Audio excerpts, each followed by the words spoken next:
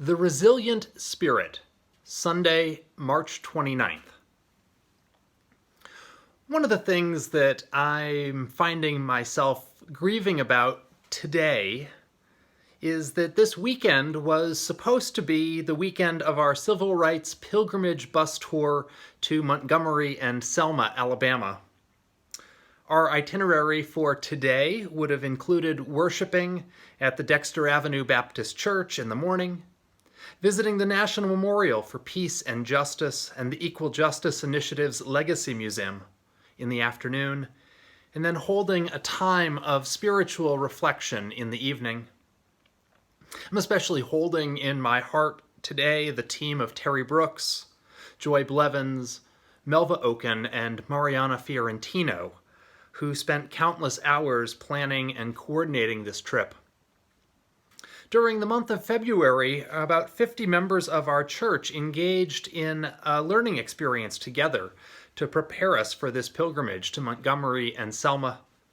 We studied the history of racialized violence in America and connected here locally with the memory of Manly Macaulay in Orange County. We reflected on the events 50 years ago in the spring of 1965 in Selma, the civil disobedience and the struggle for voting rights, the martyrdom of Jimmy Lee Jackson, Bloody Sunday on the Edmund Pettus Bridge, the call to Selma, the martyrdom of two Unitarian Universalists, Reverend Jim Reeb and Viola Liuzzo, the march from Montgomery to Selma, the passage of the Voting Rights Act. We also read and studied and discussed together the New York Times 1619 Project, a marvelous resource that helps to link 2.5 centuries of chattel slavery in America with the way virtually every part of our society today, our economy, our healthcare system, our infrastructure, our democracy, our criminal justice system, and more, are structured.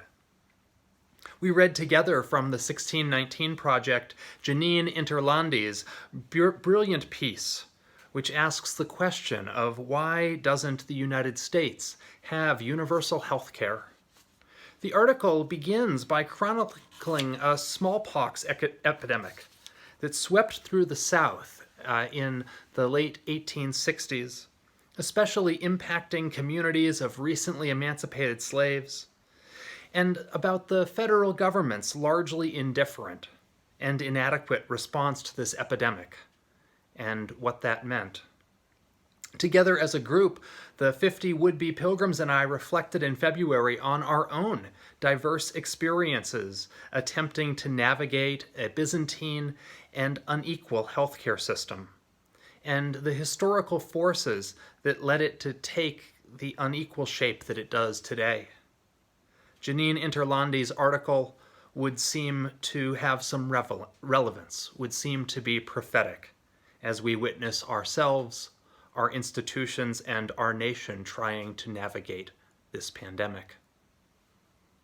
As part of our preparation for our pilgrimage to Selma and Montgomery, we also read about the experiences of the activists and marchers in Selma, and about how, in the face of racism, in the face of discrimination, in the face of violence, in the face of violation of so many basic rights, the members of the movement kept their eyes on the prize and practiced courage and resilience in the face of opposition and repression.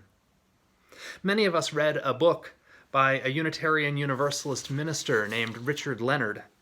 Richard Leonard was the minister of religious education of the Community Church of New York in 1965, and he responded to Martin Luther King's call to Selma.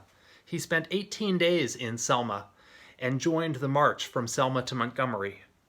Reverend Leonard kept a detailed journal of everything he experienced and published that diary later. A lot of what Richard Leonard describes is the stress and the uncertainty and the chaos of engaging in this act of moral witness day after day. He talks about the things he relied on and turned to during his experience. He spoke, for example, of the power of simple acts of kindness, consideration, and generosity.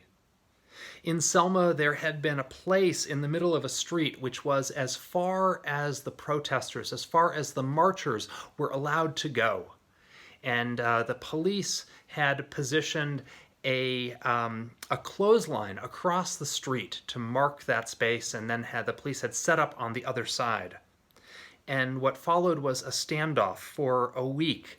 The nonviolent protesters, the marchers, stood on one side, demanding the right to march.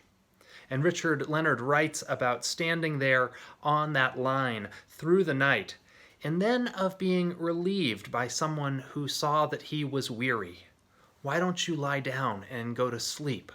This other marcher said to him. "I'll stand here for you." Reverend Leonard speaks of the spiritual practice of singing, the protest songs, the marching songs, the spirituals that banded people together and kept them unified. At times, Reverend Leonard even spoke of some of the wickedly funny jokes that were told. There was one joke in particular that he retold in his book that was quite popular among the citizens of Selma. It's a real gallows humor sort of joke, and it goes like this. One night there was a white man driving his car absent-mindedly, not looking where he was going, and by accident he struck two African-American men crossing the street. One of the men was sent flying into the bushes. Another man flew through the windshield into his car. Just as the driver slammed on the brakes and began to panic, a police car pulled up with its sirens blaring. The police officer got out, says to the driver, "Don't worry, I'll handle this." And a few minutes later, the police officer is back and tells the man he can be on his way, that he's arrested the man who crashed through the windshield for breaking and entering, and the man in the bushes for leaving the scene of an accident.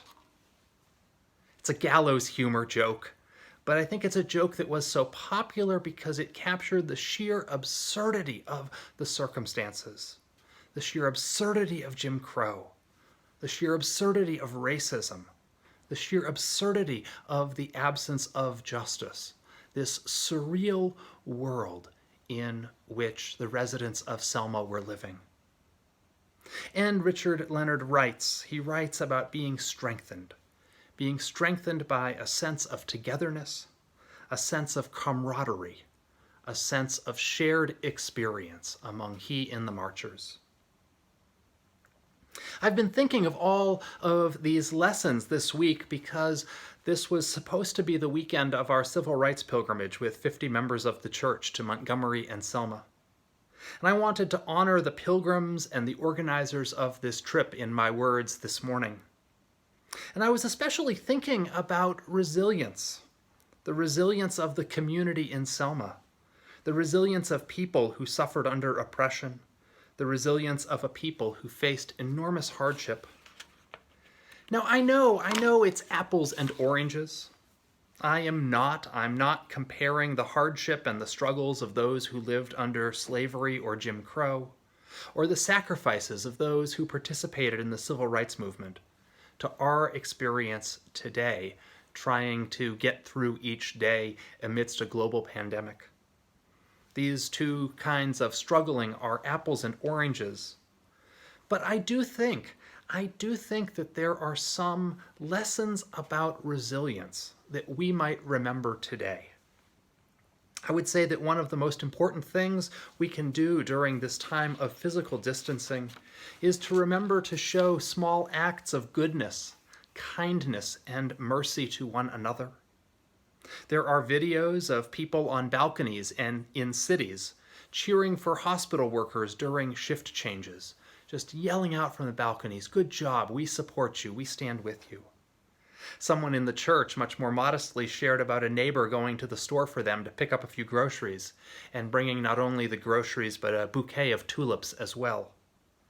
We can all do a small act of goodness, kindness, and mercy for one another. We can call and check in. We can remind each other that we are not alone. It makes all the difference. I spoke with a member of our church earlier this week, a psychologist who's an expert in resilience. It's always a little bit intimidating to preach about resilience when I know that he might be listening.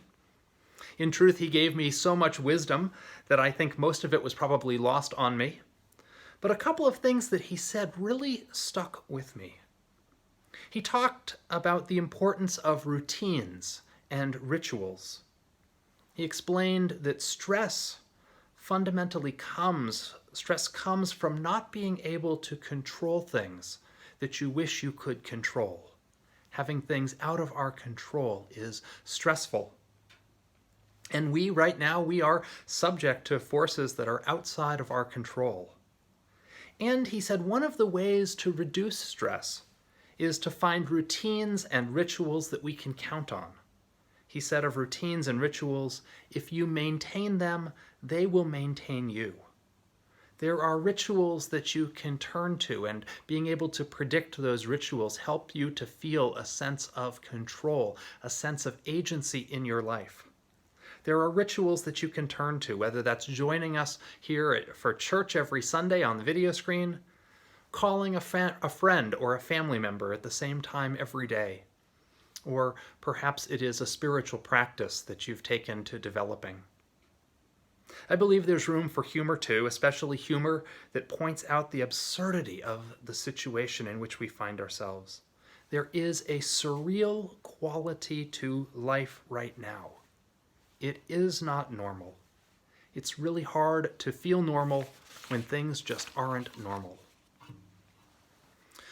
So, on resilience, my thoughts for you that you might take away today. Support one another with small acts of kindness, generosity, tenderness, and mercy. Develop routines and rituals that you can count on and commit yourselves to those practices. It's okay to laugh at how surreal this is. Keep up your connections. Keep up your connections and your camaraderie with your fellow journeyers. I love you. I'm with you. Shalom. Until we meet again. Amen and blessed be.